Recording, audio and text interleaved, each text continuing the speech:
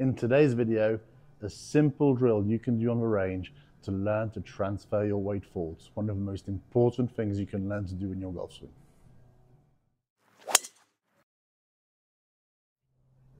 If you want to be any good at golf, it's really important that you learn to transfer your weight forwards as you make your swing. And what I see lacking on a day-to-day basis in the typical amateur golfer is that the hips don't displace, don't move forwards towards the target a sufficient amount. Now, just to give you a rough idea, I would hope to see the hips, the pelvis move towards the target 6 to 8 inches during a good golf swing. Now, what does that look like? If I was to make my swing and I have a look at a reference position at the end, notice how when I finish my swing here, if I bring a club down to my waist, to my belt buckle, and I drop this down to the ground, you'll notice it's closer to the target than the heel of my lead foot. So I have shifted the pelvis forwards. And in golf instruction, typically, people say that sliding the hips like so is a bad thing. And I think this stems from the fact that typically good players struggle with an overdraw. So what does a really good player learn to do? They learn to shift their weight forwards, because that is absolutely indispensable if you want to be able to make good strikes on the ground, on the ball. So they've learned to do that. And as they do that, they've learned to extend, which is a very powerful thing. But what they haven't learned to do is to amalgamate those two things along with the rotation.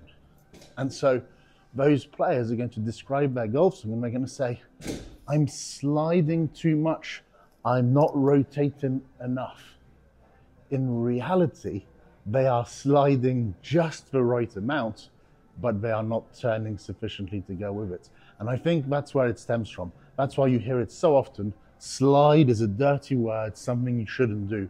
Whereas in reality, this is measured, like I said, on a daily basis on tour, among the world's best players. We know that there is a significant hip shift. Like I said, 6 to 8 inches is about the range I'd hope to see. So very simply, when you're playing your shots, I want you to be aware that your hips should go like so, towards the target. That's the slide, but simultaneously, they must extend, so the belt buckle is raising, and they must rotate, come around, so that your finish position is, as I described in the beginning, your belt faces the target, and if I drop a line down, it's in front of that heel. Now, I always say to beginner players, one of the first things you need to learn to do is to learn to execute a good finish. And that is typically how I would do it. Juniors especially, as an example. So you're learning to do belt buckle forwards, arms straight. And it gives you this little curved shape, this little banana shape. It's very much belt buckle forwards, arms straight at the finish. Now, how does a golfer learn to do that? Again, quite simply the awareness of it. But here as well, we're going to do a little drill with an alignment stick, so you can do this on the range, so you can start to experience what it's like when your weight fully transfers forwards. So how do we set ourselves up on the range? First thing, I have a swing plate and an alignment stick. In reality, you could use a basket if you wanted to, or if you're practicing on grass, you can obviously just put the stick down into the grass. Now, quite simply to begin with, without a golf club in your hand, you set up, and I position this stick about a hand's fully spread width in front of my lead hip, like so. And my task is to come through and get my belt buckle to touch this rod. So I'm in position, so there's a slide, there's an extension, the belt buckle goes up, and there's a rotation, the belt buckle comes to this alignment rod. So slide, extend, rotate, like so. So first of all, without a golf club, you're in position and you're just trying to get your belt buckle to come and hit the rod. It's a hand width, a hand length in front of you. I'll do that again, I'll do it slowly.